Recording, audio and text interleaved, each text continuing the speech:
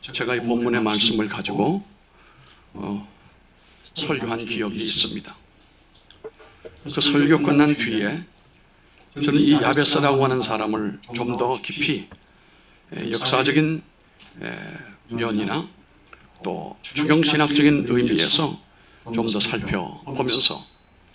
살펴보면 볼수록 오늘 우리 이 시대에 살아가는 성도들에게 참 귀감이 되고 도전이 되는 그런 말씀을 확인하게 됐기 때문에 또다시 본문을 정하게 됐습니다.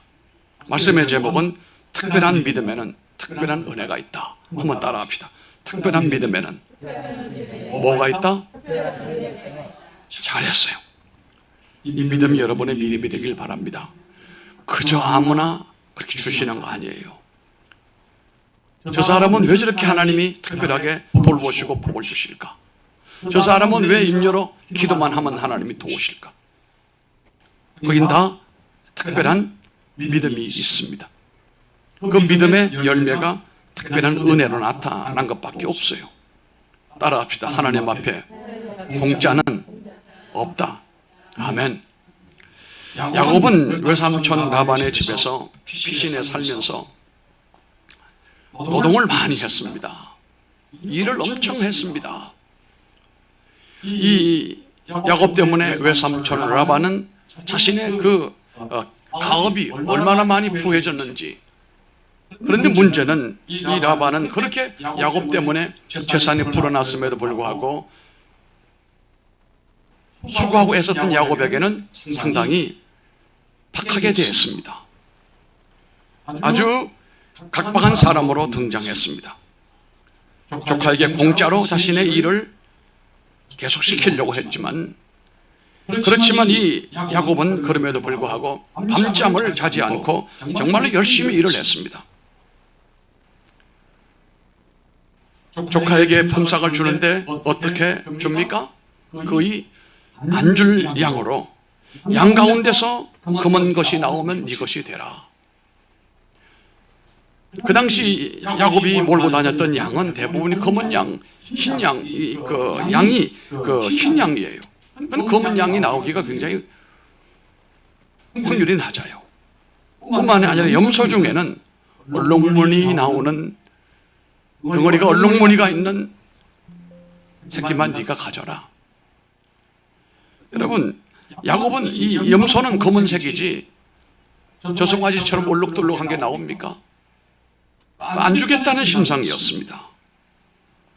그렇지만 이런 제안을 야곱은 받아들여요.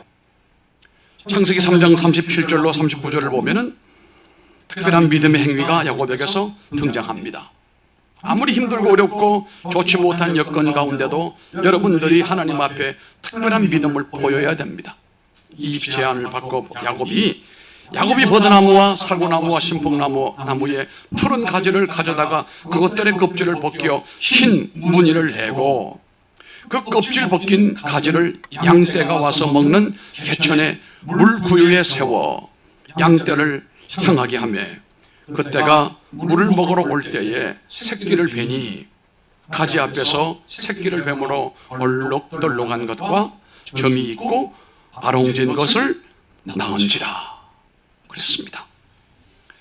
이 야곱의 특별한 이 믿음의 결과에는 하나님의 특별한 은혜가 따라왔습니다. 태어나는 새끼들이 어떻게 태어납니까? 과학적인 의미를 부여하게 되면 염색체에 따라서 새끼는 태어나게 됩니다. 염색체. 사람도 마찬가지입니다. 부모님으로부터 물려받은 염색체. 이건 무시 못합니다. 이 지능도 마찬가지고 성격마저도 그렇습니다. 이 신체 체형도 마찬가지입니다. 많은 부분이 부모님을 닮습니다. 심지어 정신적인 문제를 앓는 사람도 완전히 부모님으로부터 유전적인 건 아니지만 유전적인 영향을 꽤나 많이 받거든요. 그러면 라반이 분명히 얼룩덜룩한 놈이 나와야 네 것이 되는 것이고 검은 양이 흰 양이 되면 네 것이 된다고 하지만 그건 염색체 차원에서 보게 되면 불가능한 일이에요. 거의 100마리에 한 마리가 나올까 말까 할 정도예요. 통계적으로 보면. 그런데 웬일이죠? 태어나는 새끼들이 얼룩덜룩한 놈이 많이 생기는 거예요. 염색체를 우리는 아주 과학적인 것으로 신봉하고 있습니다만은 이건 염색체 문제가 아니고 과학의 문제가 아니고 믿음이라고 하는 것은 이 모든 과학을 뛰어넘는 것입니다. 사람의 상식을 뛰어넘는 것이에요. 내가 가지고 있는 상식을 뛰어넘게 만드는 능력이 있다라고 하는 것입니다.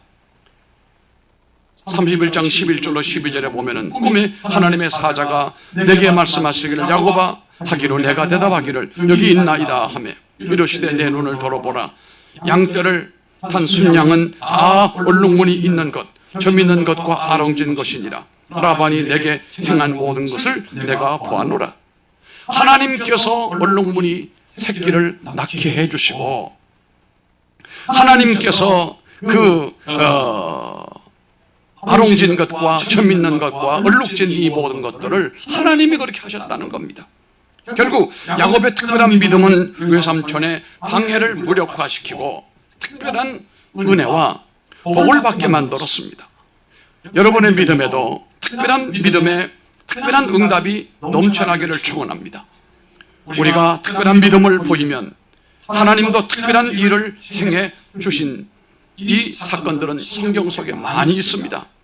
많은 사람들이 다른 사람을 위해서는 빼놓지 않고 기도하면서 정작 하나님이 자기 마음에 주신 꿈에 대해서는 그렇게 강렬하게 구하지 않는 사람들이 상당히 많습니다.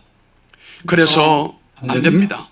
하나님과 단둘이 있는 조용한 시간에 하나님이 내 마음 깊은 곳에 원대한 소망과 꿈을 주셨다고 한다면 그것이 이루어질 수 있도록 우리는 집중적으로 깊은 기도를 해야 될 의미가 있는 것입니다. 불가능한 꿈이라고 생각되어도 하나님 앞에 솔직하게 아뢰어야 됩니다. 얼룩덜룩한 놈이 나올 수가 없잖아요. 그래도 야곱은 그렇게 믿었습니다. 하나님 제 눈에는 불가능해 보입니다. 그래도 다시 꿈을 꾸고 싶습니다. 늦은 나이지만 내가 뭘 하고 싶습니다. 하나님 도와주시기를 원합니다. 남들은 다 늦었다고 말하지만 어떻게든 제가 한번 해보겠습니다. 하나님 앞에 시시한 기도를 하지 말고 하나님 앞에 거창한 꿈을 하나님 앞에 받은 감동의 포부를 여러분들이 기도하는 기도가 되기를 바랍니다. 시시한 꿈에 만족하지 말고 위대한 비전을 바라보고 이루시고 응답받기를 바랍니다. 어떤 것에 중독되어 있습니까? 사슬을 끊는 놀라운 기도를 하시기를 바랍니다. 꼭 이루고 싶은 것을 마음 깊은 곳에 묻어놓고 있습니까? 그렇다면 엄청난 열정을 가지고 생존을 걸어놓고 하나님 앞에 기도할 수 있는 여러분들이 되기를 바랍니다. 오늘도 하나님은 살아계십니다. 하나님 오늘 하루만 잘 버티게 해주세요. 하나님 이 회사에서 밀려나지 않고 잘리지 않게 해주세요. 하나님 더 이상 빚지지 않고 이렇게 살게 해주세요. 이런 기도는 여러분 잘못된 기도입니다. 하지만 하나님은 이런 기도를 기뻐하지 않습니다. 이 기도는 우리가 응답으로 이끌어내기엔 부족한 것입니다. 우리가 어떤 경우 어떤 상황 가운데 있을지라도 하나님이 내 마음에 감동을 주신 그 마음의 그 역사를 이루어낼 수 있도록 큰 기도, 위대한 기도를 할 수 있기를 바랍니다. 믿음에는 한계가 없습니다. 따라합시다. 믿음에는 한계가 없다. 여러분 사람은 한계가 있어도 하나님의 믿음에는 한계가 없어요. 많은 사람이 이렇게 말합니다. 하나님을 귀찮게 하면 안 된다. 하나님이 지금 큰 일을 하고 계시는데 내가 자꾸 내 개인의 일로 하나님을 귀찮게 하면 되시겠는가? 이게 불신앙이에요. 하나님은 능치 못함이 없는 분이시고 하나님의 역사와 용량은 사람과 같지 않아요. 이 지구는 어쨌든 절반은 어둡고 절반은 밝아요. 다시 말하면 절반은 밤이고 절반은 낮이에요. 밤에는 사람이 잠이 들어요. 낮에는 사람이 움직여요. 그러면 하나님은 낮에 일하는 사람만 아실까요? 아닙니다. 지구 전체를 다 아십니다. 지구 전체 인구를 다 아신단 말이에요. 간단한 겁니다. 우리의 지능과 한계를 뛰어넘는 하나님.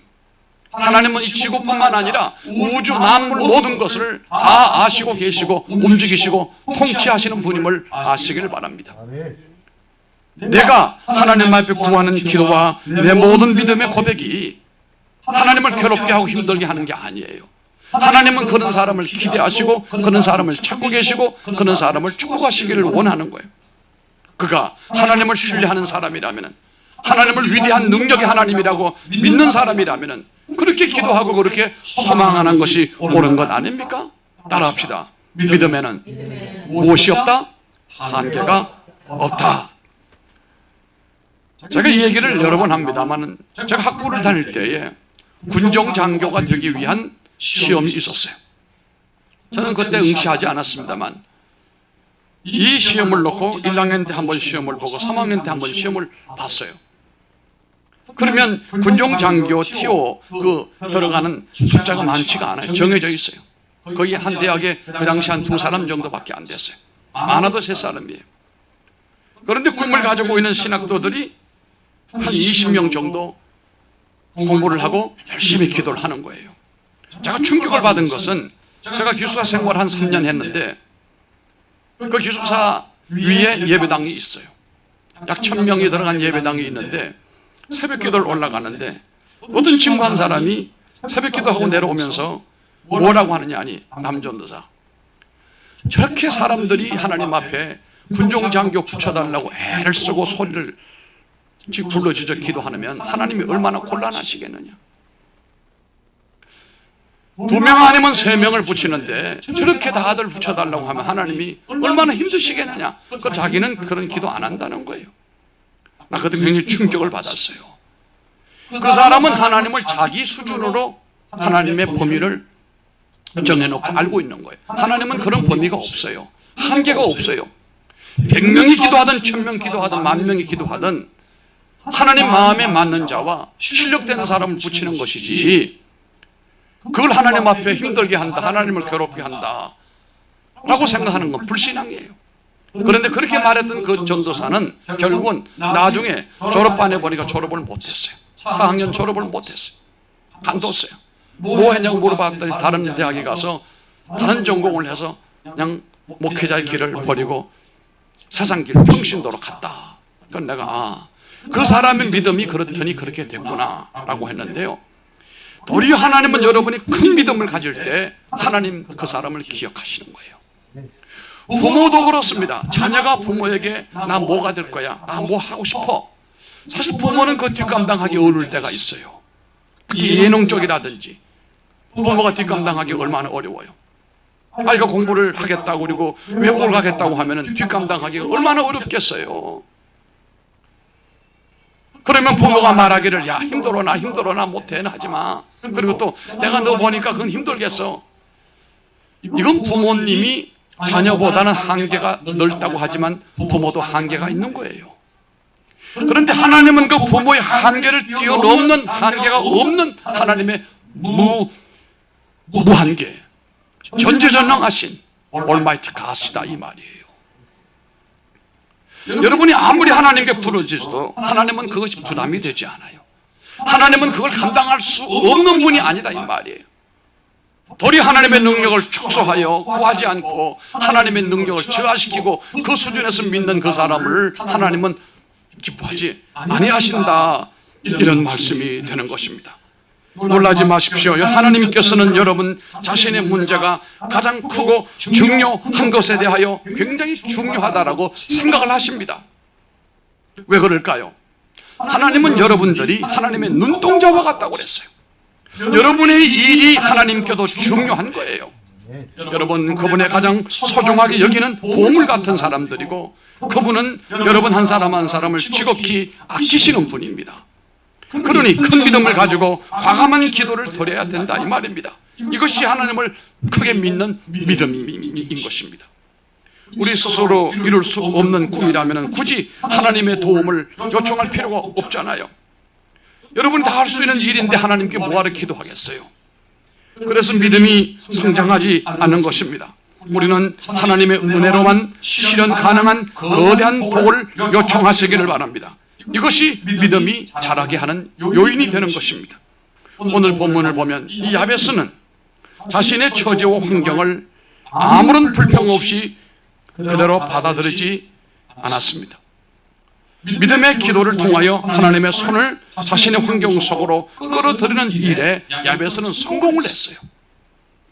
여러분, 하나님은 다른 사람의 하나님, 저 사람의 하나님으로만 계시지 아니하시고 나의 하나님이 되기를 원하시는데, 막상 저 자신이 하나님, 나의 하나님이 되어주시고 내 사건에 개입하시고 내 환경에 하나님께서 주도적으로 역사해 주시기를 원합니다 라고 하는 기도가 믿음이 부족한 경우들이 상당히 많습니다. 하나님이 허락하신 고난의 목적이 연단이라고 한다면 믿음으로 인내하고 이것을 잘 이겨내시길 바랍니다. 환난은 인내를, 인내는 연단을, 연단은 소망을 이루는 줄 우리가 안다고 하지 않았습니까? 고난은 참고 견디고 해야 되겠습니다만은 뿐만 아니라 믿음으로 반면에 하나님의 개입을 이루어 설 수 있도록 그 믿음의 고난 가운데서도 하나님 여기에, 하나님 이 사건에, 하나님 이 내 마음에, 하나님 이 가정에 임하시기를 원하십니다. 고난 중에 하나님의 손이 여러분의 그 문제 속으로 올 수 있는 기도가 되기를 바랍니다.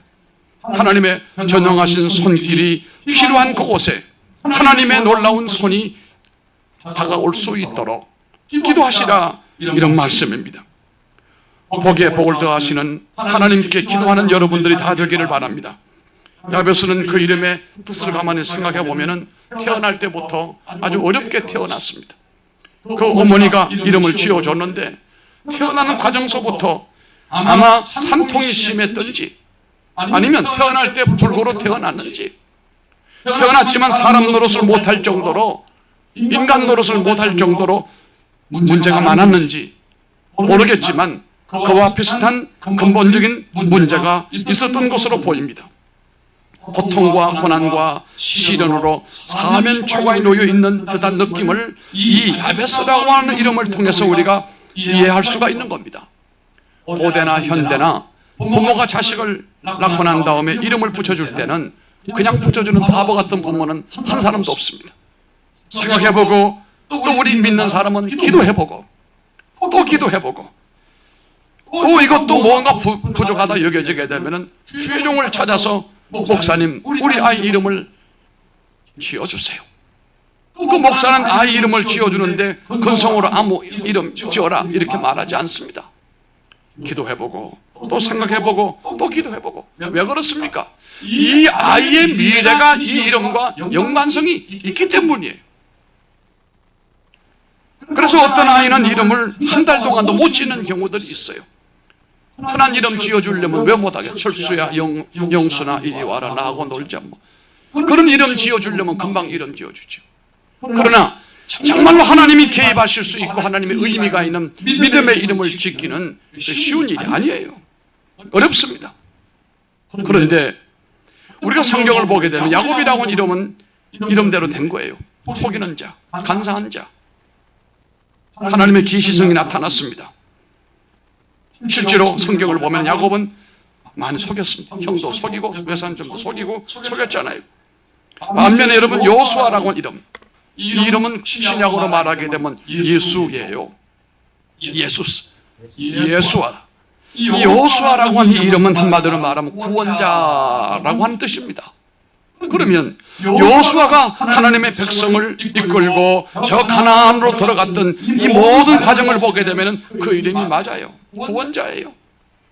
자신도 내 이름이 구원자야, 나는 사람을 구원하는 사람이니까 그 이름을 곱씹어가면서도 자신의 임무에 충실했던 것으로 우리가 이해할 수도 있는 것입니다. 이제 야베스는 그 이름의 뜻이 뭡니까? 야베스의 이름 그 자체가 어머니가 지어줄 때에 고통이다, 시련이다, 아픔이다, 괴로움이다 뜻이에요. 참 부모가 지어줄 이름이 없어서 이런 이름을 지었을까? 제가 볼 땐 그게 아닙니다. 뭔가 하나님으로부터 받은 감동과 계시가 있으므로 이 아이에게 소중한 이름을 붙여줬겠지요. 그러면 이 아이가 이름을 가지고 살아가는 동안에 동네 다닐 때 친구들 사이에 함께 어울려 지낼 때 그 아이들이, 사람들이 뭐라고 하겠어요? 고통, 고난, 시련, 상심, 그 자체가 야베스다. 야베스가 친구들에게도 이름 때문에 놀림을 받았을 겁니다. 저기 고통이가 온다, 저기 시련이가 온다.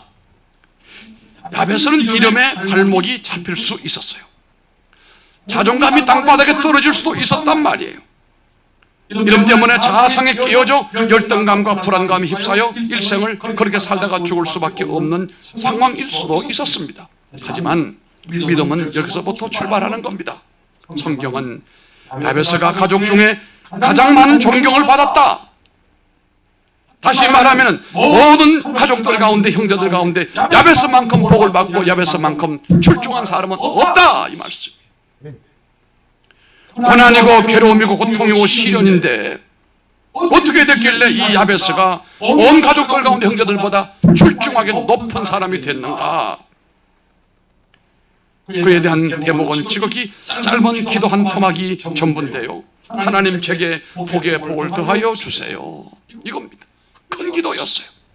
그냥 복이 아니에요. 따라합시다. 복에 복을 더하소서.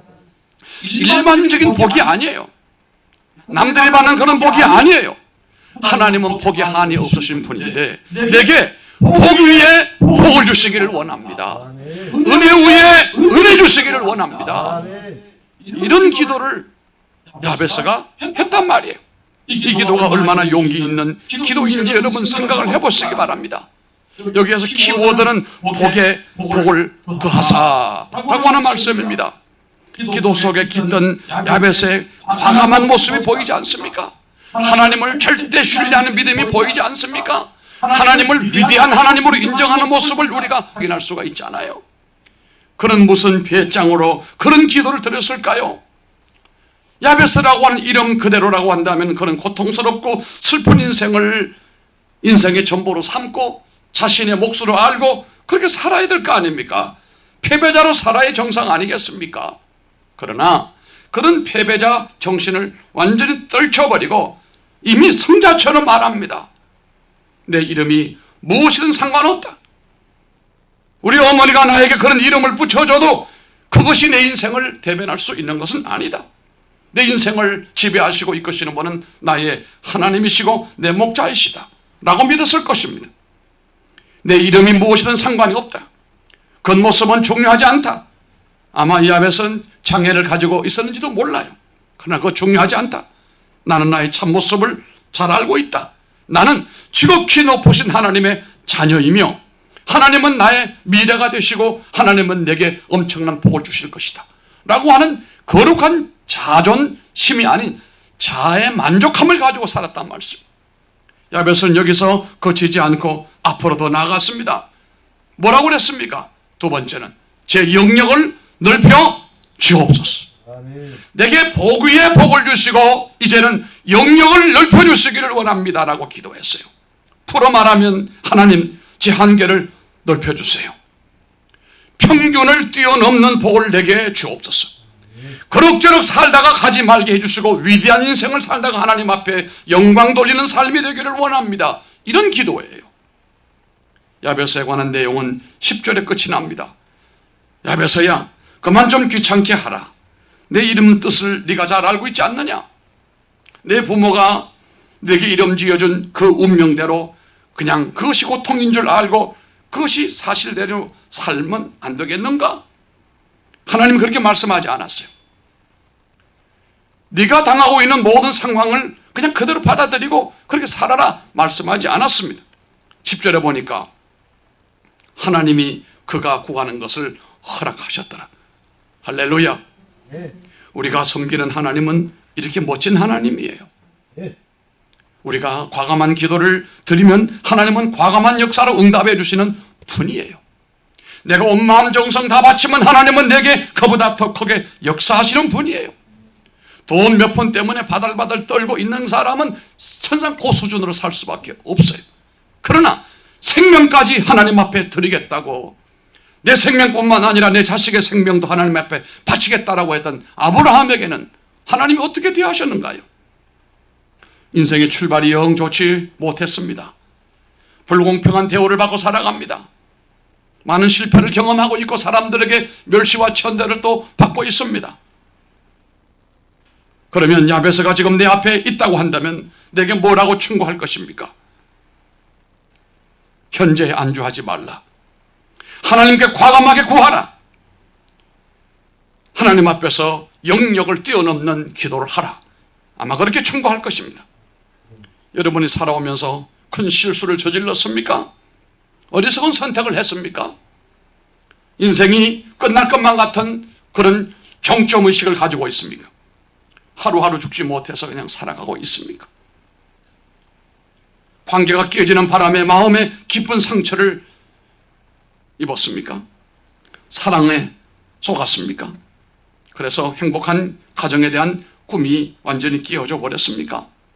그렇다면 야베스처럼 하나님 앞에 따라합시다. 과감하게 기도하리라. 하나님, 제 눈에는 끝난 것처럼 보입니다. 좋은 시절은 다 지나간 것처럼 보입니다. 그러나 당신은 한계를 초월하신 분인 줄 내가 믿습니다. 그래서 내가 하나님 앞에 과감하게 요청합니다. 제게 완벽한 역사를 이루어 주옵소서. 아무리 어려운 환경이라도 과감한 기도를 드리면 남은 생이 지난 삶보다 훨씬 좋아지게 될 것이 분명합니다. 매일 눈을 뜨자마자 기도하시기 바랍니다. 하나님이 저를 사랑하는 줄 내가 알고 있습니다. 저를 부르신 부르심에 대한 확신을 나는 가지고 있습니다. 저를 위해 복을 쌓아두시겠다고 하신 말씀도 믿습니다. 그래서 오늘 제 삶을 향하여 주님이 넘치는 은혜와 복을 부어주실 줄로 믿습니다. 기도하시기 바랍니다. 이것은 이기적인 기도가 아닙니다. 이것은 하나님을 의지한다고 고백하는 믿음의 기도입니다. 우리는 그냥 복만 구하지 말고 복의 복을 구하는 그 위에 더 높은 하나님의 은총을 입는 기도, 큰 기도를 할 수 있기를 바랍니다. 이 야베스는 형제들 가운데 가장 모자르게 태어나가지고 부모 마음에 근심 가득하게 쌓아놓고 살았지만, 그러나 야베스는 부모 힘으로 일어난 거 아닙니다. 본인의 믿음으로 그 불행했던 모든 환경과 여건을 뛰어넘었어요. 무엇을 해요? 두 가지 기도였습니다. 내게 복을 주시려면 복에 복을 주시고, 그냥 복이 아니에요. 복에 복을 주시고, 또 지경을 지금보다 확 넓혀주시고. 할렐루야. 뭐 좀 이런 기도를 해가지고, 목사님 넓혀졌습니다. 기도 오늘 예배 좀 인도해 주세요.